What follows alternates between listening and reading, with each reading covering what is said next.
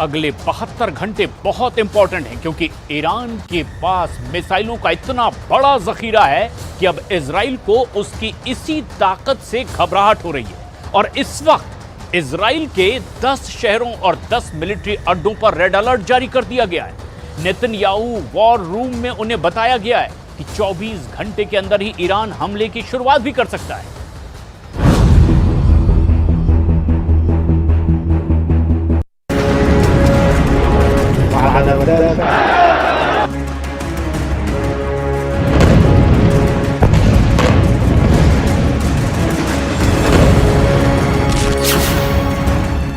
बहत्तर घंटे तक सीरियल अटैक, खुफिया अड्डों पर ईरानी मिसाइल।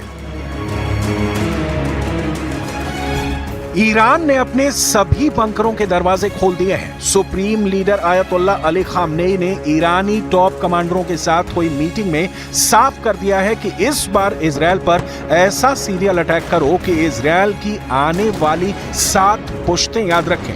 जबरदस्त मिसाइल पावर, खौफनाक आत्मघाती ड्रोन और लंबी दूरी तक मार करने वाले रॉकेट ईरान को वो ताकत और कुव्वत देते हैं जो लगभग 2000 किलोमीटर दूर इजरायल पर खूनी हमला कर सके।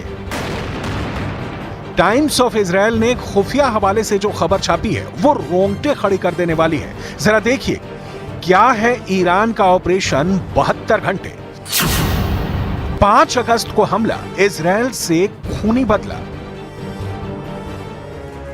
अमेरिकी मीडिया हाउस एक्सियोस ने दावा किया है कि अमेरिका और इजरायल के अधिकारियों के मुताबिक ईरान इजरायल पर सोमवार यानी 5 अगस्त को हमला कर सकता है। दावा किया गया है कि ईरान हमले के लिए लेबनान, सीरिया, इराक या फिर यमन की जमीन का इस्तेमाल कर सकता है। इसे देखते हुए इजरायल, अमेरिका और उसके खास सहयोगियों की टेंशन बढ़ी हुई है। खबर तो यह भी है कि ईरान ने 13 अप्रैल 2024 को जिस तरह से इजरायल पर बड़ा हवाई हमला किया था, ठीक उसी तरह से इस बार भी ईरान हमला करेगा। लेकिन इस बार मिसाइल, रॉकेट और ड्रोन की संख्या बहुत ज्यादा होगी। कुछ दावों में बताया गया है कि ईरान एक साथ 2000 मिसाइलें, 500 ड्रोन और 1000 लंबी दूरी के रॉकेट से हमला कर सकता है। दावे ये भी हैं कि इजरायल के अंदरूनी इलाकों जैसे तेल अवीव और हाइफा सैन्य ठिकानों पर हमला किए जाएंगे।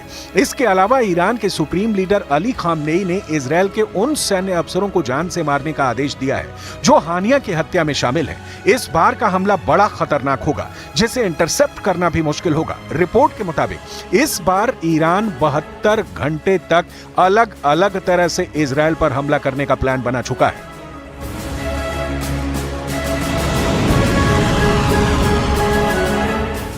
इजरायल को अच्छी तरह से पता है कि ईरान, हिजबुल्लाह, हूथी और हमास एक साथ मिलकर बड़ा हमला करने जा रहे हैं। लेकिन इस बार इजरायल के सामने सबसे बड़ी चुनौती यह है कि अगर हजारों मिसाइलें, रॉकेट और ड्रोन एक साथ हमला करेंगे तो ऐसी स्थिति में इजरायल का एयर डिफेंस सिस्टम इस हमले को कैसे रोक पाएगा।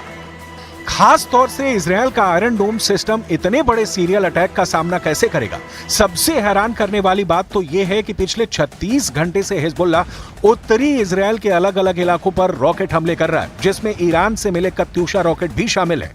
दावा किया जा रहा है कि ईरान और हिजबुल्लाह के इस ज्वाइंट हमले का सिर्फ एक मकसद है कि इजरायल इस वक्त हमले को कैसे रोक रहा है। हिजबुल्लाह हमला करने के लिए एक तरह से इजरायल के सुरक्षा कवच को डिकोड करने में लगा है ताकि ईरान के बड़े हमले के लिए डेटा और प्लान फाइनल किया जा सके।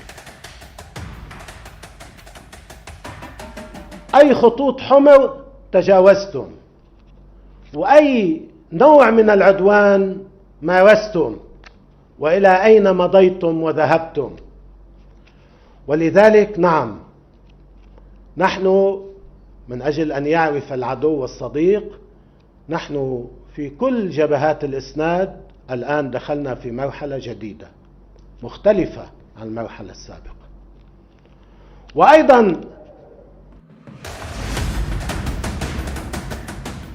टाइम्स ऑफ इजरायल की रिपोर्ट के मुताबिक ईरान जवाबी हमले के तौर पर सीरिया से इजरायल पर ड्रोन और मिसाइल लॉन्च करने की योजना बना चुका है। ब्रिटेन स्थित युद्ध monitor Syrian observatory for human right की रिपोर्ट के मुताबिक ईरान के ड्रोन दमिश्क के पास के इलाकों और सीरिया के रेगिस्तान से लॉन्च किए जा सकते हैं ताकि ऐसा लगे कि उन्हें इराक में ईरान समर्थित मिलिशिया समूहों ने लॉन्च किया है। रिपोर्ट के अनुसार अमेरिका की ओर से कोई कार्रवाई ना होने तक सिर्फ इजरायल को निशाना बनाया जाएगा। अमेरिकी सैन्य ठिकानों को निशाना नहीं बनाया जाएगा।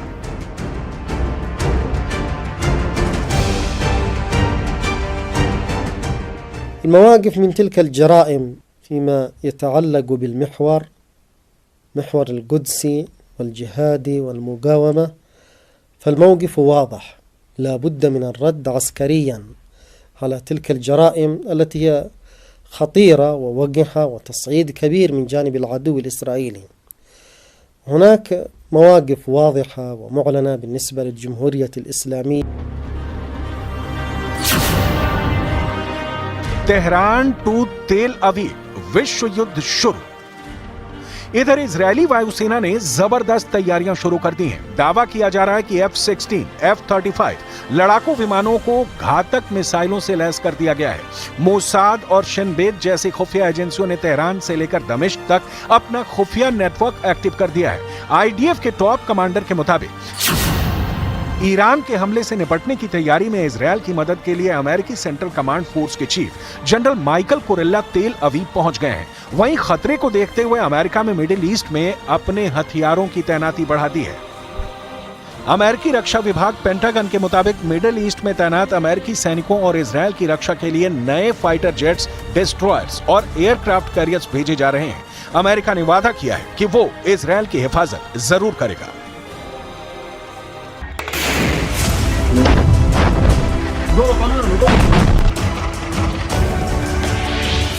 इजरायल ने हमास चीफ हानिया को मारकर एक तीर से 4 निशाने लगाए हैं। हमास, हिजबुल्ला, हूथी और ईरान, इन चारों को इजरायल ने एक साथ चैलेंज किया है। कुछ जानकारों का दावा है कि इजरायल चाहता है कि लगभग 10 महीने की गाजा जंग में जिस तरह से हमास का लगभग सफाया किया गया है, ठीक उसी तरह से ईरान, यमन, सीरिया, लेबनान में मौजूद बाकी दुश्मनों को भी ठिकाने लगाया जा सके, क्योंकि इजरायल जानता है कि दोबारा से अपने दुश्मनों के खिलाफ इतनी बड़ी जंग शुरू करना जरा भी आसान नहीं होगा। इसलिए इजरायल ने 30 जुलाई को हिजबुल्ला के नंबर 2 कमांडर फौद शुकर को बेरूत में मारा। वहीं 31 जुलाई को ईरान की राजधानी तेहरान में हमास चीफ हानिया को मिसाइल हमले में मारा। इधर हमास पॉलिटिकल विंग के चीफ इस्माइल हानिया की हत्या का बदला लेने के लिए ईरान उतावला है। अब ईरान के सुप्रीम लीडर ने IRGC और ईरान आर्मी को ऑर्डर दिया है कि वो बदले की तैयारी करें। न्यूयॉर्क टाइम्स के मुताबिक ईरान के सुप्रीम लीडर अली खामनेई ने इजरायल पर सीधे अटैक करने का आदेश जारी किया है। सुप्रीम लीडर ने हानिया की मौत के बाद ही कहा था कि इजरायल को हमारे मेहमान को मारने की कीमत चुकानी होगी। हत्या के बाद सुप्रीम लीडर के घर ईरान के टॉप अधिकारियों की बैठक हुई। माना जा रहा है कि इसी बैठक में बदला लेने का फैसला लिया गया। ताजा खबरों से लग रहा है कि ईरान इजरायल पर एक बड़ा हमला कर सकता है।